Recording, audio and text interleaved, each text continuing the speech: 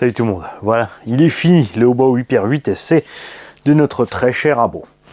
Carrosserie renforcée Elsace Body RC, donc ça y est, ça recommence. Et je veux toujours encore les rouler. De Timasso SC8.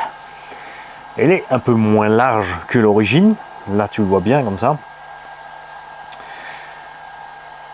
Parce que la carreau du Hobaou a les ailes un peu plus enveloppées, hein, c'est un poil plus large, mais ça dérange pas. Moi au contraire j'aime bien, ça lui donne un look assez agressif comme ça avec les pneus qui dépassent juste à gauche, à droite.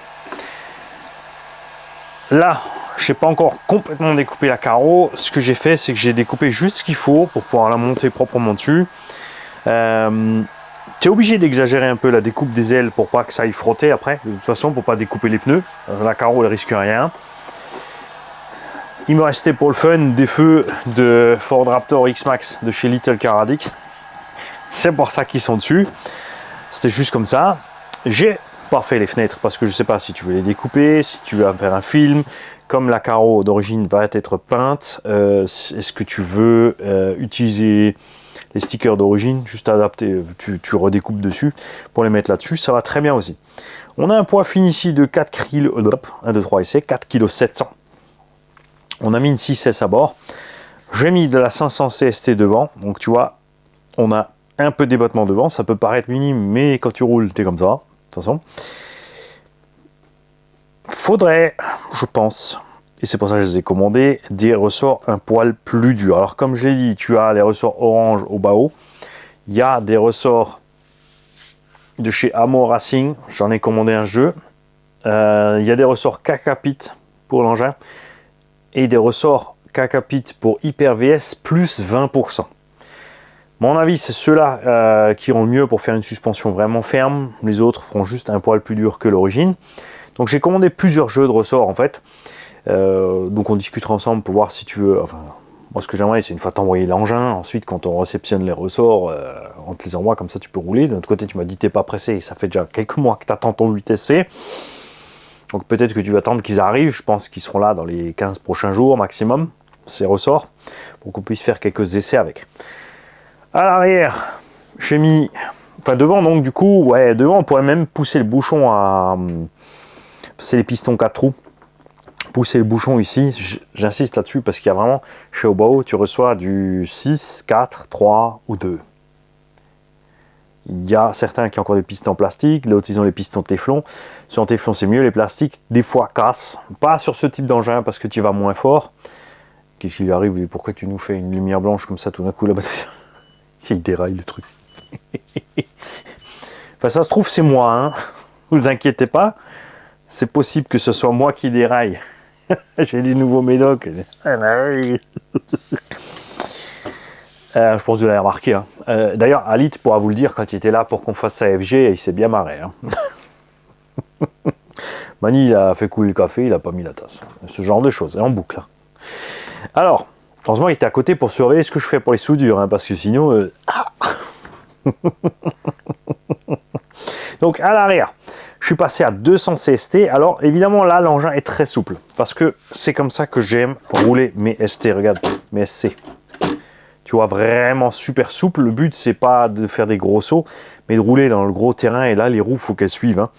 Au niveau des huiles, on a donc passé, comme je l'ai dit, 150 000 à l'avant, 70 au centre, et à l'arrière, on a mis de la 10. Pour la découpe, c'est comme tu veux. On va en parler exprès justement de cette découpe de cette carreau Elsace RC Body. C'est pas une 4 mm, hein, c'est la forme en dessous, c'est pas trop lourd, c'est pas trop épais.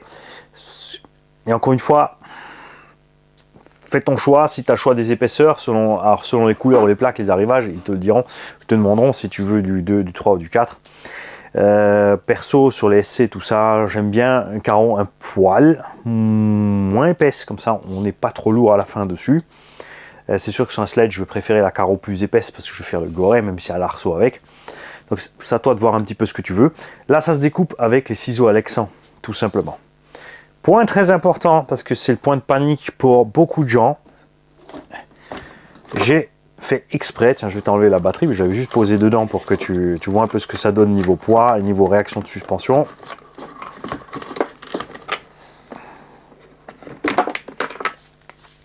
Voilà. Hop. Le point le plus important, ce sont les plots de carreaux. Alors, ce que tu fais, là, j'ai laissé comme ils sont livrés. On peut encore monter un cran les plots de carreaux, mais après, ça va être un peu fragile. Perso, je trouve, c'est pas top de les monter. Je préfère qu'ils soient emmanchés comme il faut dedans. J'ai mis tout simplement un point de peinture par plot. J'ai commencé par l'arrière, j'ai posé dessus.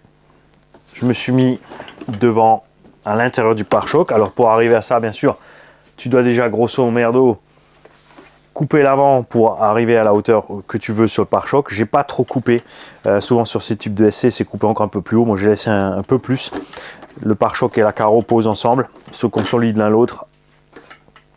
À l'arrière, j'ai laissé plus de marge parce que c'est bien flex. C'est selon ce que tu veux régler en hauteur. Parce que si tu veux descendre un petit peu ta carreau, encore tu peux. Et tu fais tes marquages. Après, tu mesures vite l'écart tes plots. Et tu vas vérifier sur ta carreau si tu es bon. J'ai fixé l'arrière. J'ai fait la même à l'avant, tout simplement. Tu commences par un petit trou. Tu fais 4 petits trous. Tu poses tout simplement à l'envers. Tu prends une lampe de poche, tu regardes où tu es. Et tu ajustes ensuite le perçage. Donc, soit tu prends un alésoir, soit tu prends, comme je l'ai dit, moi j'aime bien prendre le forêt à bois. Tu fais d'abord un petit trou, et après un plus gros et encore le définitif. Si tu vas tout de suite avec le gros forêt, tu vas déchirer la matière, ça va être moche. Et donc la grosse panique absolue de plein de gens, c'est comment j'ai réussi à passer ma goupille. Et ben c'est pas compliqué. Tu prends le décapeur thermique. T'as pas de décapeur thermique, et ben tu vas en chercher un. Tu fais du modélisme. Franchement, achète-toi une station de soudure. Ça vaut 50 ou 70 euros. À partir du moment que tu veux bricoler comme il faut. Décapeur thermique va te servir pour plein de choses, pour les gaines thermo, pour souder, parce que tu chauffes ta zone de soudure avec ton décapeur thermique. On l'a fait aussi, Ali peut aussi, ou en confirmer, on a testé ça ensemble.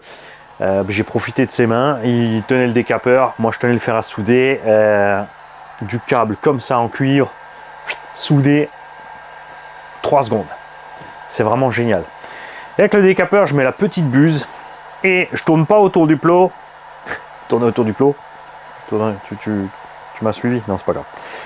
Je chauffe entrée et sortie de là où vont mes trucs. Et ensuite, je passe des goupilles surdimensionnées. C'est pas les goupilles qui vont dedans. J'ai passé les plus grosses pour vous montrer à quel point c'est facile et que ça passe. Et ces goupilles, après, elles font tout simplement une petite empreinte dans la carreau. C'est tout. Là aussi, j'ai pas encore fait parce que je vais laisser le propriétaire du véhicule le faire. Ce que je fais après moi en général, c'est que je passe. Alors, soit tu peux utiliser évidemment les trucs qui tiennent les clips qui existent des constructeurs en caoutchouc. Soit tu fais de l'imprimé 3D si tu peux. Soit, moi je fais simple, je fais 4 petits trous. Je fixe un rilsan à mon attache. Je la mets dessus. Je passe le reste du rilsan dans la carrosserie. Je mets la tête d'un autre rilsan et je coupe tout ce qui m'emmerde.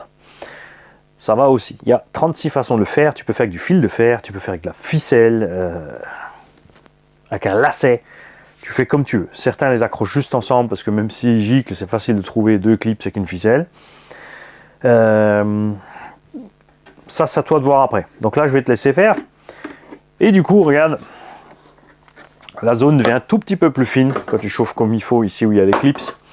Et comme c'est chaud quand tu presses ton clips, la main, il n'a pas fait une grosse empreinte parce que ça passe bien avec les plots bas haut. Pourtant, tu vois, ils sont pas super hauts. La plupart des plots sont plus hauts que ça.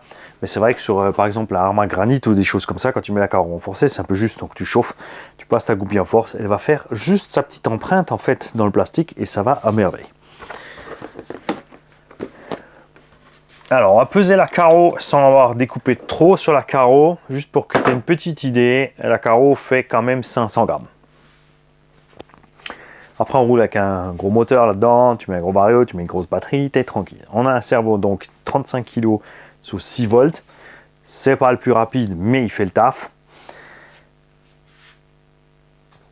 Et moi, j'aime bien. L'autre chose qui te reste à faire sur cette machine, c'est avec cette carreau, Bon, au fur et à mesure, de toute façon, vous savez que Elsace Body RC modifie un peu les moules, améliore les trucs.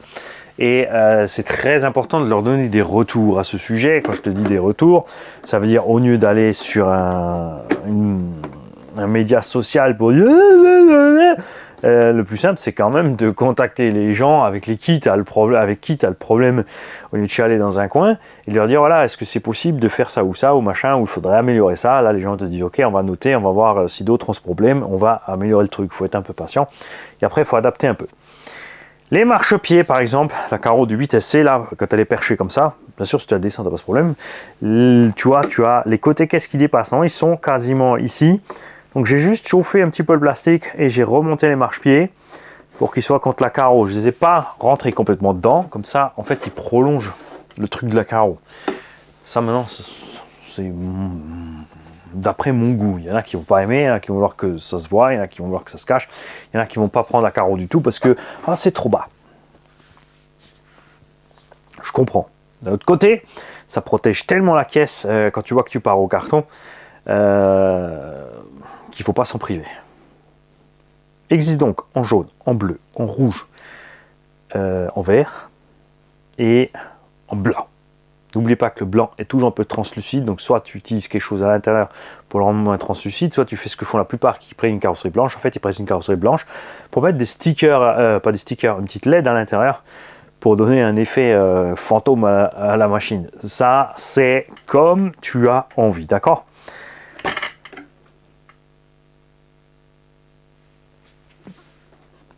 En tant que TT aussi, en shortcurs, tu vois, je le règle, quand la batterie est dedans, je perds la moitié de la hauteur. Le fait qu'il soit bas comme ça le rend facile à rouler, mais le fait que les suspensions soient molles, justement, moi j'aime bien dans le décor voir ma suspension travailler à mort. C'est pour ça que tout ce qui est UDR, Yikong DF7, les Loziret, tout ça, j'ai quasiment pas touché à suspect. Le UDR, hein, j'avais durci un petit peu, mais au final, c'est comme sur le DF7, on pourrait le durcir aussi un petit peu, mais c'est tellement chouette. C'est vrai que le véhicule est là quand il roule, mais à l'axel, tu montes, à la DCL, tu piques. Là aussi, pour les réglages de suspect, j'ai avancé tes portes fusées pour être dans l'anthrax de la carreau, puisque le C8 est un tout petit peu plus long, si tu peux jongler de quelques millimètres d'avant en arrière, donc là j'ai mis en avant. Au niveau des réglages de suspect, je te laisse une fois posé, comme dit, pas au maximum. Hein, on a laissé les fusées en bas, on peut les monter, et j'ai laissé les amortos en haut, on peut les descendre. Donc tu peux encore gagner presque 1,5 cm à l'arrière. Bien sûr, à un moment, il y a les cardans qui vont frotter, donc tu vérifies ta limite. Je laisse comme ça parce qu'évidemment, il sera plus simple à conduire de cette façon-là. Comme j'ai dit précédemment, la batterie, tu peux la déplacer de 5 cm en avant, en arrière. Facile, enfin, si tu prends une batterie taille standard comme ça. Toi, je crois justement que tu as 2-3S Gens Bashing que tu peux mettre. Donc tu seras tranquille pour les mettre dans le bac. Ça, c'est l'autre truc qui est sympa sur ce 8SC, le bac est mouse, contrairement à ce qu'ils ont fait sur la série VS, VS2, compagnie. J'aurais bien aimé avoir ce bac aussi sur toutes les autres engins. Ils l'ont pas fait parce qu'il est long. Ici, ils ont pu le faire comme le Vario et de l'autre côté, tout simplement.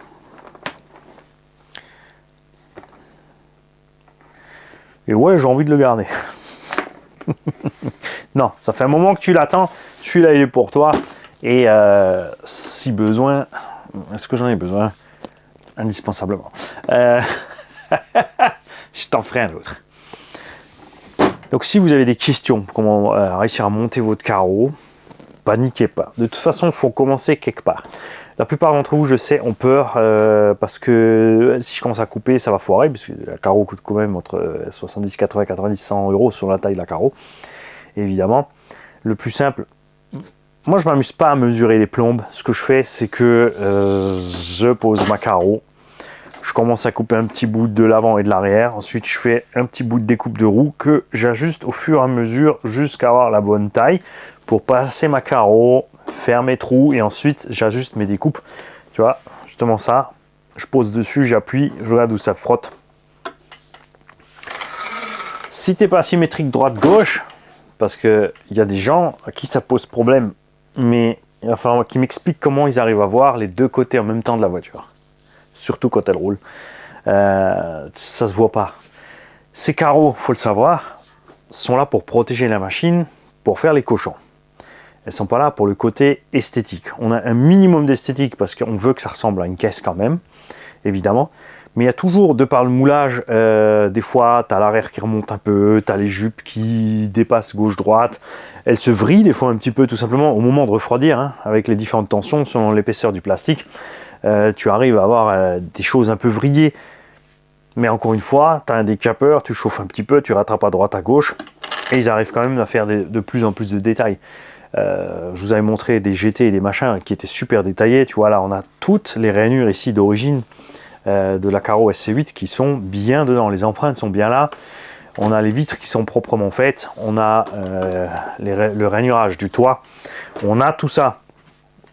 Donc, c'est pas la mort. Et après, ça reste de l'adaptable. Parce que sur les carreaux, là, comme tu vois ici le cas, si tu prends la Caro du 8SC, eh ben, elle est plus large que ça. Elle couvre sur les côtés des roues. Celle-là, un peu moins. La longueur, il faut des fois ajuster, c'est un poil plus court, c'est un poil plus long. Mais c'est pour dans la dynamique, d'accord? C'est pour rouler. Et en roulant, tu vois pas tout ça. Si tu me demandes est-ce que le 8SC est une valeur sûre toujours encore, oui, tu peux toujours encore l'acheter, il est toujours encore dispo. Robitronic les importe, CML les importe, donc c'est dispo en France, en Autriche, en Allemagne. Les pièces aussi. Il y a des pièces qui sont moins courantes parce qu'on les casse jamais, tout simplement. Il y a une fois quelqu'un qui m'a dit ouais mais je trouve pas cette pièce. C'est normal, personne n'a réussi à flinguer cette pièce. On trouve encore des pièces sur AliExpress. C'est un peu dommage. C'est vrai que par rapport à la première version que j'ai eue, donc il y avait les tourelles, les porte-fusées 70-75 T6 de série encore, et mes tourelles, je te garantis que mes tourelles étaient plus solides. Là on a des gens, quand tu bâches avec, qui plient les tourelles. Moi aussi ça m'est arrivé à plier un peu la tourelle. Mais pour ça, il n'est pas encore actif, ça va arriver, RC by J, donc il peut te les refaire en carbone sans problème. Il a déjà les moules, enfin il a déjà les découpes, donc il peut te les refaire. Il a fait un modèle avec encore plus d'ancrage de suspension si tu veux. Si tu veux quelque chose d'autre, des tourelles plus hautes, des tourelles plus basses, il peut faire, c'est pas un problème. On a bien sûr des gens qui travaillent sur l'alu. Lui-même aussi, il a tout ce qu'il faut maintenant pour travailler sur l'alu, donc il va commencer à se pencher là-dessus aussi dès qu'il pourra commencer à travailler. Pour l'instant, il est sur le chantier de sa maison, de son atelier. C'est pas fini, il n'a pas d'atelier, donc pour bosser, c'est un peu chaud. Enfin, il a commencé à s'installer, mais c'est pas encore au point, comme il veut. On est obligé de s'armer de patience. Vivement aussi les pneus GRP 117 mm piste. Parce que ça sera du plus bel effet là-dessus. Ça va être chouette. Ça va être chouette. Petit rappel aussi de comment que ça se roule un SC. Tu as des grosses masses en haut. Il y a un arceau, une carrosserie un peu plus lourde. Et si tu roules, tu lâches ta direction, tu tournes, tu n'as rien compris à comment ça fonctionne. Je le rappelle encore une fois, parce qu'il y en a encore un qui me dit ouais mais c'est roulable, t'as dit c'est bien, c'est de la merde. Il faut s'adapter à la machine. Tu piles avant le virage, ça monte, ça commence à être instable parce que ça glisse. Tu braques un petit peu, tu remets gaz. Ce qui se passe quand tu remets gaz, la machine est en train de glisser déjà.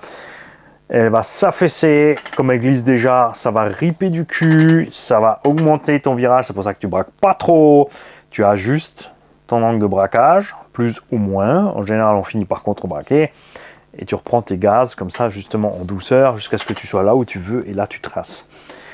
C'est une habitude, donc tu roules pas du tout, évidemment, comme tu roules avec un buggy, une GT, ou encore pire, le truc de vraiment...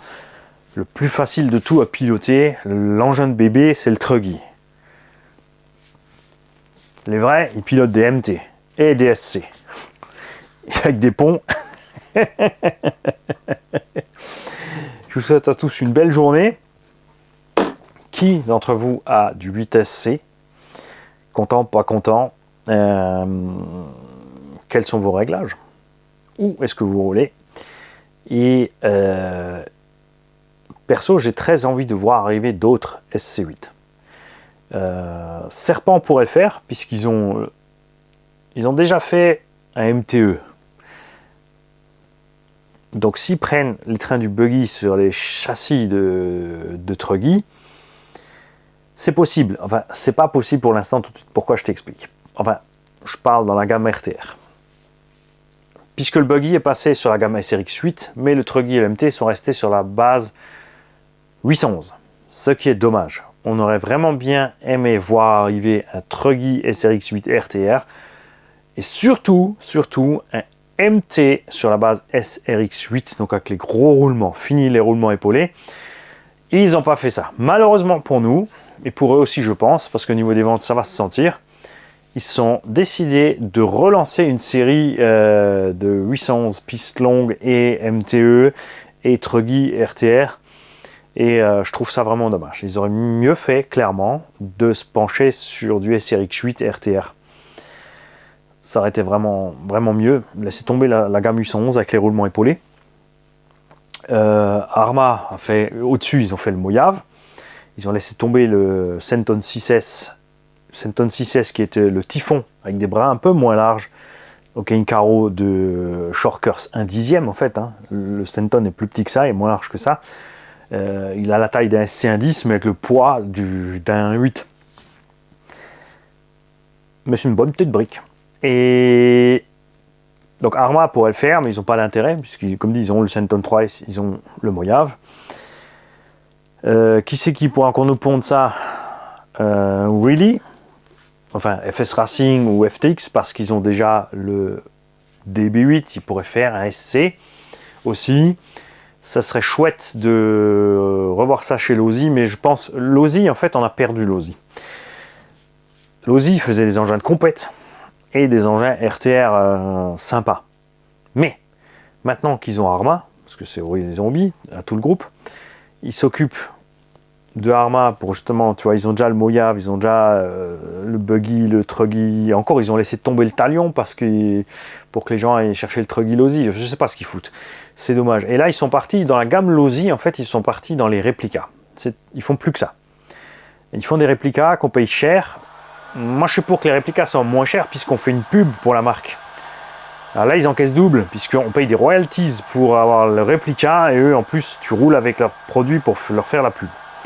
Donc ils encaissent double. Ils ont fait donc le RZR, ils ont un nouveau SC qui arrive justement, qui est grand. Ce SC est aussi grand que ça. Sauf que c'est un 1/10. Ce qui a toujours posé problème, mais ils l'ont renforcé. Par contre, il est à pont, donc il est plus calme justement que ça. Ça, c'est exactement la différence entre le Mojave et le Yikong DF7 ou le UDR. C'est que tu as ton véhicule avec triangulation standard basée sur Buggy Truggy qui va être plus pour rouler un peu plus cochon que le véhicule à pont. Donc on a dans cette gamme là justement le Mojave face au DF7 et au UDR. Et dans la gamme en dessous, ben, on se retrouve avec le 8SC face à ce nouveau Losi. La différence de prix est quand même colossale. Le nouveau Losi qui va sortir 650 € contre 650 € le DF7. Le Losi est super beau, mais au même prix qu'un DF7, moi, je me pose même pas la question. Il n'y a pas photo. Je vois les deux caisses, le Losi, waouh, attends, l'autre, il est plus gros, il est machin, il est... Et je connais la solidité du DF7. Bien sûr, le Losi, il faut lui laisser une chance parce qu'ils ont renforcé la cellule, ils ont renforcé les diffs, ils ont renforcé les cardans, ils ont renforcé la suspension. Et quand Mani disait ça et ça va pas, ah non, lui il dit de la merde. Mais tout d'un coup, c'est possible. Parce que je suis pas le seul qui est remonté à Losi les infos pour dire. Tu vois? Donc, tu me connais. Ouais. Évidemment, ça me démange de prendre le Ford F100. Il est beau, c'est clair.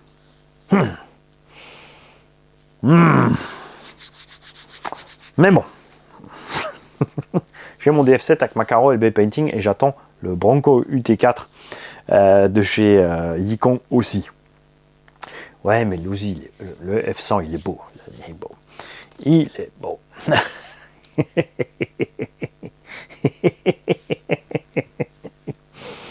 Les kikis, justement, profitez donc dans les commentaires. Moi, j'ai envie de savoir pour vous. Si vous n'étiez pas au courant, allez voir la page Losi pour voir cette nouvelle série de raies avec ses améliorations, ses upgrades.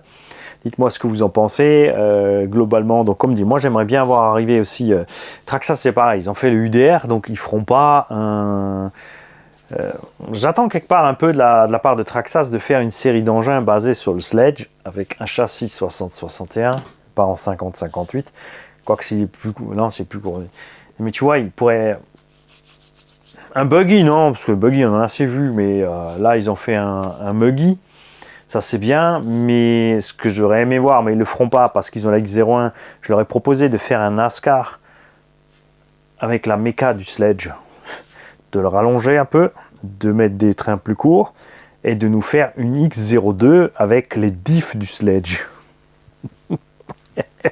et vas-y combo 12S sur la piste. Non, arrête de dérailler, t'étais parti sur l'essai. Donc en 1/8, malheureusement, il n'y a plus que lui en SC et en DB, il y a... je te dis pas de bêtises, il n'y a plus que lui aussi. Il n'y a plus que ces deux engins dans cette taille-là. Le Team Magic 16. Il y a encore le Team Magic 16, ça fait 3. Mais ouais, c'est tout. Hein, puisque l'Audi, ils ont arrêté. C'est dommage. C'est dommage. Bref, on aimerait en voir plus.